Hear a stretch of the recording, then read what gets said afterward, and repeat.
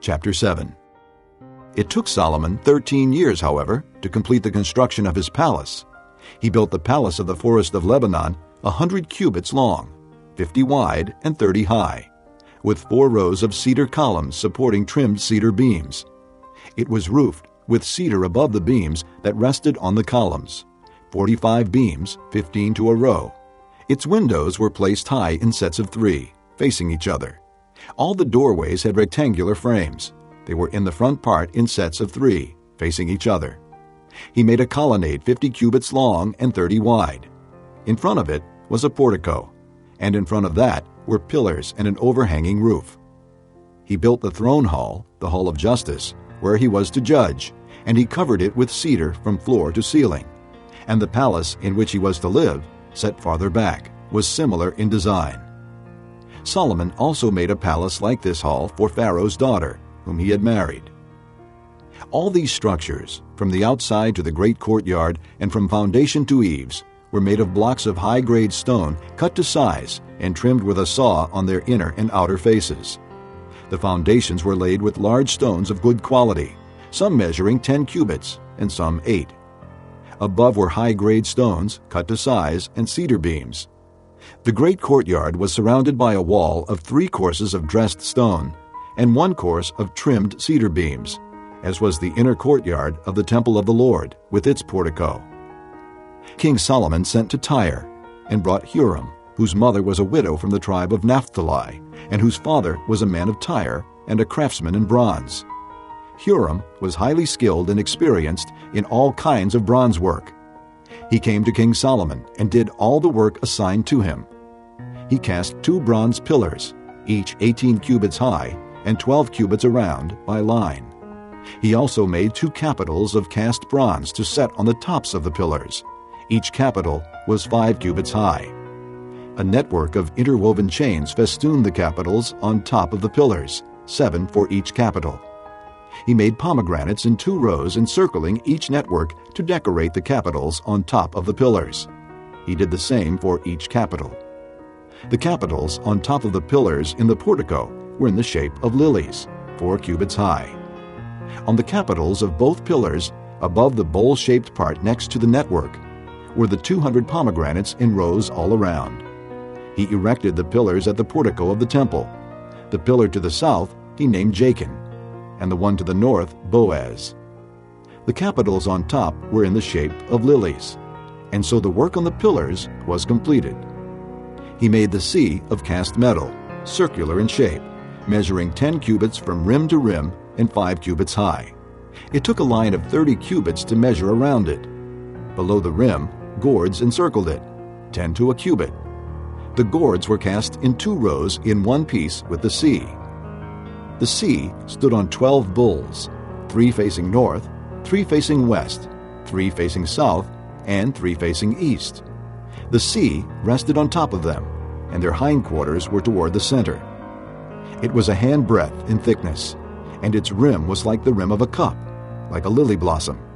It held 2,000 baths. He also made 10 movable stands of bronze. Each was 4 cubits long, 4 wide, and 3 high. This is how the stands were made. They had side panels attached to uprights.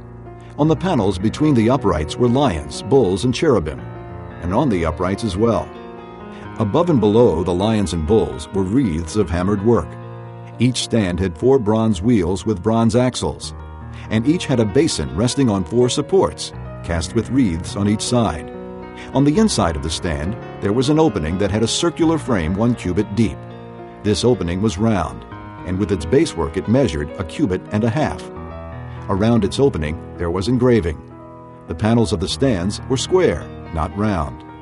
The 4 wheels were under the panels, and the axles of the wheels were attached to the stand. The diameter of each wheel was 1.5 cubits. The wheels were made like chariot wheels. The axles, rims, spokes, and hubs were all of cast metal. Each stand had 4 handles, 1 on each corner, projecting from the stand. At the top of the stand, there was a circular band 0.5 cubit deep. The supports and panels were attached to the top of the stand. He engraved cherubim, lions, and palm trees on the surfaces of the supports and on the panels, in every available space, with wreaths all around. This is the way he made the 10 stands. They were all cast in the same molds and were identical in size and shape. He then made 10 bronze basins, each holding 40 baths, and measuring 4 cubits across, 1 basin to go on each of the 10 stands. He placed 5 of the stands on the south side of the temple and 5 on the north. He placed the sea on the south side at the southeast corner of the temple. He also made the basins and shovels and sprinkling bowls. So Huram finished all the work he had undertaken for King Solomon in the temple of the Lord. The 2 pillars, the 2 bowl-shaped capitals on top of the pillars, the 2 sets of network decorating the 2 bowl-shaped capitals on top of the pillars, the 400 pomegranates for the 2 sets of network, 2 rows of pomegranates for each network, decorating the bowl-shaped capitals on top of the pillars, the 10 stands with their 10 basins, the sea and the 12 bowls under it, the pots, shovels, and sprinkling bowls. All these objects that Huram made for King Solomon for the temple of the Lord were of burnished bronze. The king had them cast in clay molds in the plain of the Jordan between Succoth and Zarethan. Solomon left all these things unweighed, because there were so many. The weight of the bronze was not determined. Solomon also made all the furnishings that were in the Lord's temple: the golden altar, the golden table on which was the bread of the presence, the lampstands of pure gold, 5 on the right and 5 on the left, in front of the inner sanctuary, the gold floral work and lamps and tongs, the pure gold basins, wick trimmers, sprinkling bowls, dishes, and censers, and the gold sockets for the doors of the innermost room, the most holy place, and also for the doors of the main hall of the temple. When all the work King Solomon had done for the temple of the Lord was finished, he brought in the things his father David had dedicated, the silver and gold and the furnishings, and he placed them in the treasuries of the Lord's temple. Chapter 8. Then King Solomon summoned into his presence at Jerusalem the elders of Israel, all the heads of the tribes and the chiefs of the Israelite families, to bring up the ark of the Lord's covenant from Zion, the city of David. All the men of Israel came together to King Solomon at the time of the festival in the month of Ethanim, the 7th month. When all the elders of Israel had arrived, the priests took up the ark, and they brought up the ark of the Lord and the tent of meeting and all the sacred furnishings in it. The priests and Levites carried them up, and King Solomon and the entire assembly of Israel that had gathered about him were before the ark, sacrificing so many sheep and cattle that they could not be recorded or counted. The priests then brought the ark of the Lord's covenant to its place in the inner sanctuary of the temple, the most holy place, and put it beneath the wings of the cherubim. The cherubim spread their wings over the place of the ark and overshadowed the ark and its carrying poles. These poles were so long that their ends could be seen from the holy place in front of the inner sanctuary, but not from outside the holy place, and they are still there today. There was nothing in the ark except the 2 stone tablets that Moses had placed in it at Horeb, where the Lord made a covenant with the Israelites after they came out of Egypt. When the priests withdrew from the holy place, the cloud filled the temple of the Lord, and the priests could not perform their service because of the cloud, for the glory of the Lord filled his temple. Then Solomon said, "The Lord has said that he would dwell in a dark cloud. I have indeed built a magnificent temple for you, a place for you to dwell forever." While the whole assembly of Israel was standing there, the king turned around and blessed them. Then he said, "Praise be to the Lord, the God of Israel, who with his own hand has fulfilled what he promised with his own mouth to my father David. For he said, 'Since the day I brought my people Israel out of Egypt, I have not chosen a city in any tribe of Israel to have a temple built for my name to be there. But I have chosen David to rule my people Israel.' My father David had it in his heart to build a temple for the name of the Lord, the God of Israel. But the Lord said to my father David, 'Because it was in your heart to build a temple for my name, you did well to have this in your heart. Nevertheless, you are not the one to build the temple, but your son, who is your own flesh and blood. He is the one who will build the temple for my name.' The Lord has kept the promise he made. I have succeeded David my father, and now I sit on the throne of Israel, just as the Lord promised. and I have built the temple for the name of the Lord, the God of Israel. I have provided a place there for the ark, in which is the covenant of the Lord that he made with our fathers when he brought them out of Egypt. Then Solomon stood before the altar of the Lord in front of the whole assembly of Israel, spread out his hands toward heaven, and said, O Lord, God of Israel, there is no God like you in heaven above or on earth below. You who keep your covenant of love with your servants, who continue wholeheartedly in your way. You have kept your promise to your servant David, my father. With your mouth you have promised, and with your hand you have fulfilled it, as it is today. Now, Lord, God of Israel, keep for your servant David, my father, the promises you made to him when you said, You shall never fail to have a man to sit before me on the throne of Israel. If only your sons are careful in all they do to walk before me as you have done. And now, O God of Israel, let your word that you promised your servant David my father come true. But will God really dwell on earth? The heavens, even the highest heaven, cannot contain you. How much less this temple I have built. Yet give attention to your servant's prayer and his plea for mercy, O Lord my God. Hear the cry and the prayer that your servant is praying in your presence this day. May your eyes be open toward this temple night and day, this place of which you said, My name shall be there, so that you will hear the prayer your servant prays toward this place. Hear the supplication of your servant and of your people Israel when they pray toward this place. Hear from heaven your dwelling place, and when you hear, forgive. When a man wrongs his neighbor, and is required to take an oath, and he comes and swears the oath before your altar in this temple, then hear from heaven and act.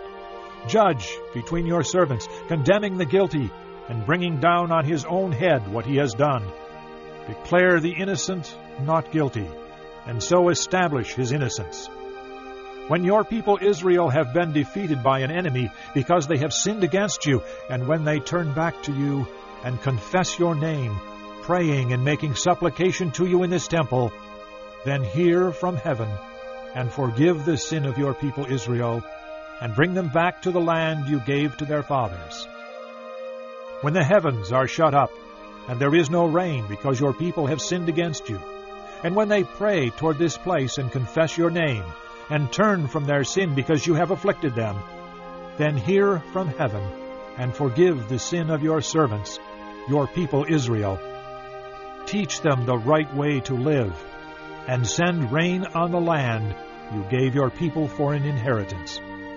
When famine or plague comes to the land, or blight or mildew, locusts or grasshoppers, or when an enemy besieges them in any of their cities, whatever disaster or disease may come, and when a prayer or plea is made by any of your people Israel, each one aware of the afflictions of his own heart, and spreading out his hands toward this temple, then hear from heaven, your dwelling place, forgive and act.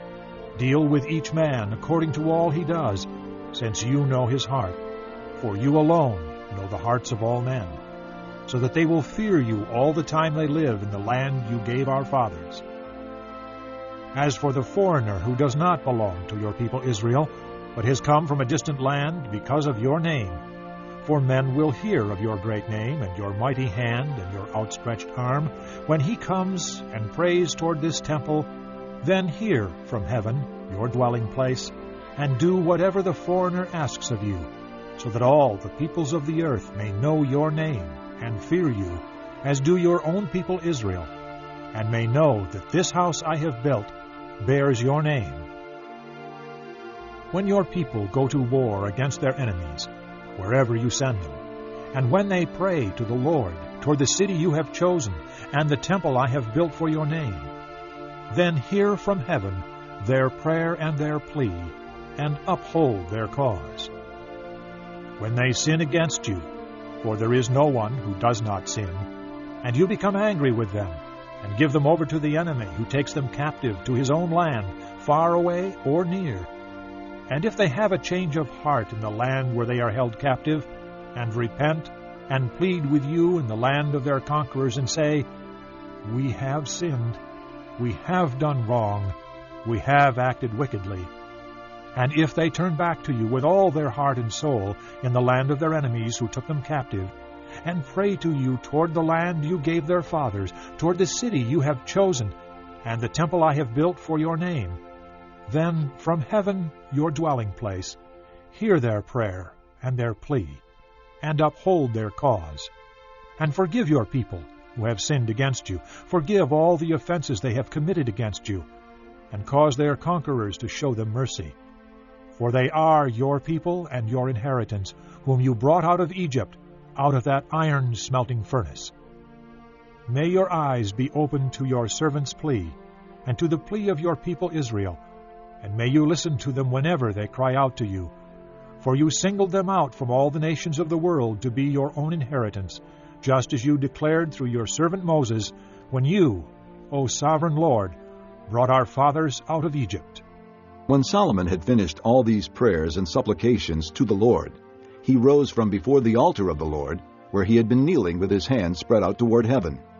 He stood and blessed the whole assembly of Israel in a loud voice, saying, Praise be to the Lord, who has given rest to his people Israel, just as he promised. Not one word has failed of all the good promises he gave through his servant Moses. May the Lord our God be with us as he was with our fathers. May he never leave us nor forsake us. May he turn our hearts to him, to walk in all his ways, and to keep the commands, decrees, and regulations he gave our fathers. And may these words of mine, which I have prayed before the Lord, be near to the Lord our God day and night, that he may uphold the cause of his servant and the cause of his people Israel, according to each day's need, so that all the peoples of the earth may know that the Lord is God, and that there is no other. But your hearts must be fully committed to the Lord our God, to live by his decrees and obey his commands, as at this time. Then the king and all Israel with him offered sacrifices before the Lord. Solomon offered a sacrifice of fellowship offerings to the Lord, 22,000 cattle and 120,000 sheep and goats. So the king and all the Israelites dedicated the temple of the Lord. On that same day, the king consecrated the middle part of the courtyard in front of the temple of the Lord, and there he offered burnt offerings, grain offerings, and the fat of the fellowship offerings, because the bronze altar before the Lord was too small to hold the burnt offerings, the grain offerings, and the fat of the fellowship offerings. So Solomon observed the festival at that time, and all Israel with him, a vast assembly, people from Lebo Hamath to the Wadi of Egypt. They celebrated it before the Lord our God for 7 days, and 7 days more, 14 days in all. On the following day he sent the people away. They blessed the king, and then went home, joyful and glad in heart for all the good things the Lord had done for his servant David and his people Israel. Chapter 9. When Solomon had finished building the temple of the Lord and the royal palace, and had achieved all he had desired to do, the Lord appeared to him a second time, as he had appeared to him at Gibeon. The Lord said to him, I have heard the prayer and plea you have made before me. I have consecrated this temple which you have built by putting my name there forever. My eyes and my heart will always be there. As for you, if you walk before me in integrity of heart and uprightness, as David your father did, and do all I command and observe my decrees and laws, I will establish your royal throne over Israel forever, as I promised David your father when I said, You shall never fail to have a man on the throne of Israel. But if you or your sons turn away from me, and do not observe the commands and decrees I have given you, and go off to serve other gods and worship them, then I will cut off Israel from the land I have given them, and will reject this temple I have consecrated for my name. Israel will then become a byword and an object of ridicule among all peoples. And though this temple is now imposing, all who pass by will be appalled and will scoff and say, Why has the Lord done such a thing to this land and to this temple? People will answer, Because they have forsaken the Lord their God, who brought their fathers out of Egypt, and have embraced other gods, worshiping and serving them. That is why the Lord brought all this disaster on them. At the end of 20 years, during which Solomon built these two buildings, the temple of the Lord and the royal palace, King Solomon gave 20 towns in Galilee to Hiram, king of Tyre, because Hiram had supplied him with all the cedar and pine and gold he wanted. But when Hiram went from Tyre to see the towns that Solomon had given him, he was not pleased with them. "What kind of towns are these you have given me, my brother?" he asked. And he called them the land of Cabul, a name they have to this day. Now Hiram had sent to the king 120 talents of gold. Here is the account of the forced labor King Solomon conscripted to build the Lord's temple, his own palace, the supporting terraces, the wall of Jerusalem, and Hazor, Megiddo, and Gezer. Pharaoh, king of Egypt, had attacked and captured Gezer. He had set it on fire. He killed its Canaanite inhabitants and then gave it as a wedding gift to his daughter, Solomon's wife. And Solomon rebuilt Gezer. He built up Lower Beth Horon, Baalath, and Tadmor in the desert within his land, as well as all his store cities and the towns for his chariots and for his horses, whatever he desired to build in Jerusalem, in Lebanon, and throughout all the territory he ruled. All the people left from the Amorites, Hittites, Perizzites, Hivites, and Jebusites. These peoples were not Israelites, that is, their descendants remaining in the land, whom the Israelites could not exterminate. These Solomon conscripted for his slave labor force, as it is to this day. But Solomon did not make slaves of any of the Israelites. They were his fighting men, his government officials, his officers, his captains, and the commanders of his chariots and charioteers. They were also the chief officials in charge of Solomon's projects, 550 officials supervising the men who did the work. After Pharaoh's daughter had come up from the city of David to the palace Solomon had built for her, he constructed the supporting terraces. 3 times a year, Solomon sacrificed burnt offerings and fellowship offerings on the altar he had built for the Lord, burning incense before the Lord along with them, and so fulfilled the temple obligations. King Solomon also built ships at Ezion-Geber, which is near Elath in Edom, on the shore of the Red Sea. And Hiram sent his men, sailors who knew the sea, to serve in the fleet with Solomon's men. They sailed to Ophir and brought back 420 talents of gold, which they delivered to King Solomon. Chapter 10. When the queen of Sheba heard about the fame of Solomon and his relation to the name of the Lord, she came to test him with hard questions. Arriving at Jerusalem with a very great caravan, with camels carrying spices, large quantities of gold, and precious stones, she came to Solomon and talked with him about all that she had on her mind. Solomon answered all her questions. Nothing was too hard for the king to explain to her. When the queen of Sheba saw all the wisdom of Solomon and the palace he had built, the food on his table, the seating of his officials, the attending servants in their robes, his cupbearers, and the burnt offerings he made at the temple of the Lord, she was overwhelmed. She said to the king, "The report I heard in my own country about your achievements and your wisdom is true. But I did not believe these things until I came and saw with my own eyes. Indeed, not even half was told me. In wisdom and wealth, you have far exceeded the report I heard. How happy your men must be. How happy your officials, who continually stand before you and hear your wisdom. Praise be to the Lord your God, who has delighted in you and placed you on the throne of Israel.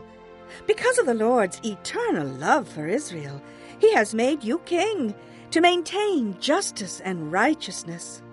And she gave the king 120 talents of gold, large quantities of spices, and precious stones. Never again were so many spices brought in as those the queen of Sheba gave to King Solomon.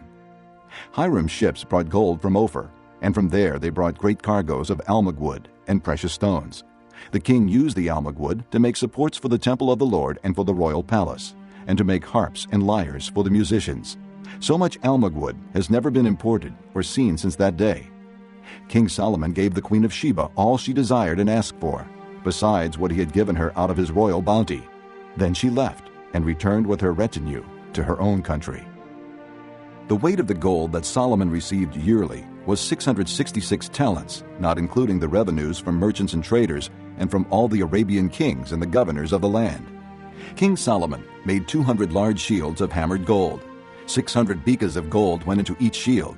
He also made 300 small shields of hammered gold, with 3 minas of gold in each shield. The king put them in the palace of the forest of Lebanon. Then the king made a great throne, inlaid with ivory and overlaid with fine gold. The throne had 6 steps, and its back had a rounded top. On both sides of the seat were armrests, with a lion standing beside each of them. 12 lions stood on the 6 steps, one at either end of each step. Nothing like it had ever been made for any other kingdom. All King Solomon's goblets were gold, and all the household articles in the palace of the forest of Lebanon were pure gold. Nothing was made of silver, because silver was considered of little value in Solomon's days. The king had a fleet of trading ships at sea along with the ships of Hiram. Once every 3 years it returned, carrying gold, silver, and ivory, and apes and baboons. King Solomon was greater in riches and wisdom than all the other kings of the earth. The whole world sought audience with Solomon to hear the wisdom God had put in his heart. Year after year, everyone who came brought a gift, articles of silver and gold, robes, weapons and spices, and horses and mules. Solomon accumulated chariots and horses. He had 1,400 chariots and 12,000 horses, which he kept in the chariot cities and also with him in Jerusalem. The king made silver as common in Jerusalem as stones, and cedar as plentiful as sycamore fig trees in the foothills. Solomon's horses were imported from Egypt and from Cuwe. The royal merchants purchased them from Cuwe. They imported a chariot from Egypt for 600 shekels of silver, and a horse for 150. They also exported them to all the kings of the Hittites and of the Arameans. Chapter 11. King Solomon, however, loved many foreign women besides Pharaoh's daughter, Moabites, Ammonites, Edomites, Sidonians, and Hittites. They were from nations about which the Lord had told the Israelites, You must not intermarry with them, because they will surely turn your hearts after their gods. Nevertheless, Solomon held fast to them in love. He had 700 wives of royal birth and 300 concubines, and his wives led him astray. As Solomon grew old, his wives turned his heart after other gods, and his heart was not fully devoted to the Lord his God, as the heart of David his father had been. He followed Ashtoreth, the goddess of the Sidonians, and Molech, the detestable god of the Ammonites. So Solomon did evil in the eyes of the Lord. He did not follow the Lord completely, as David his father had done. On a hill east of Jerusalem, Solomon built a high place for Chemosh, the detestable god of Moab, and for Molech, the detestable god of the Ammonites. He did the same for all his foreign wives, who burned incense and offered sacrifices to their gods.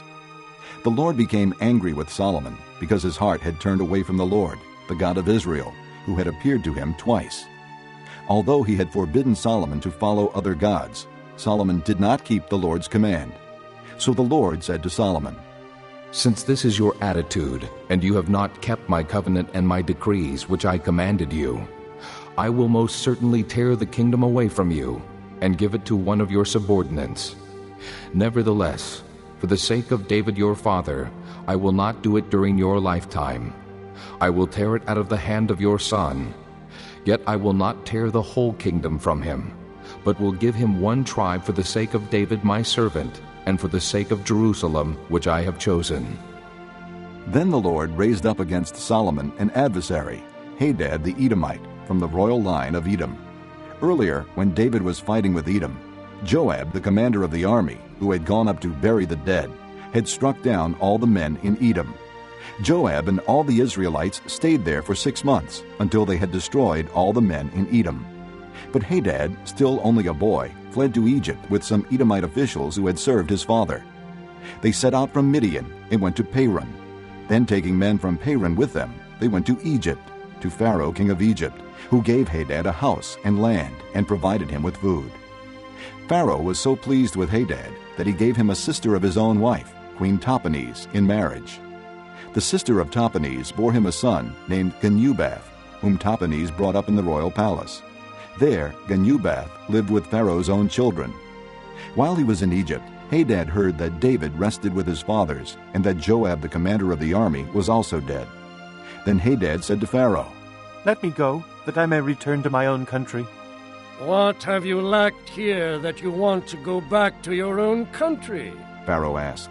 Nothing, Hadad replied. but do let me go. And God raised up against Solomon another adversary, Rezon, son of Eliada, who had fled from his master, Hadadezer, king of Zobah. He gathered men around him and became the leader of a band of rebels when David destroyed the forces of Zobah. The rebels went to Damascus, where they settled and took control. Rezon was Israel's adversary as long as Solomon lived, adding to the trouble caused by Hadad. So Rezon ruled in Aram and was hostile toward Israel. Also, Jeroboam, son of Nebat, rebelled against the king. He was one of Solomon's officials, an Ephraimite from Zeradah, and his mother was a widow named Zeruiah. Here is the account of how he rebelled against the king. Solomon had built the supporting terraces and had filled in the gap in the wall of the city of David his father. Now Jeroboam was a man of standing, and when Solomon saw how well the young man did his work, he put him in charge of the whole labor force of the house of Joseph. About that time, Jeroboam was going out of Jerusalem, and Ahijah, the prophet of Shiloh, met him on the way, wearing a new cloak. The two of them were alone out in the country, and Ahijah took hold of the new cloak he was wearing and tore it into 12 pieces.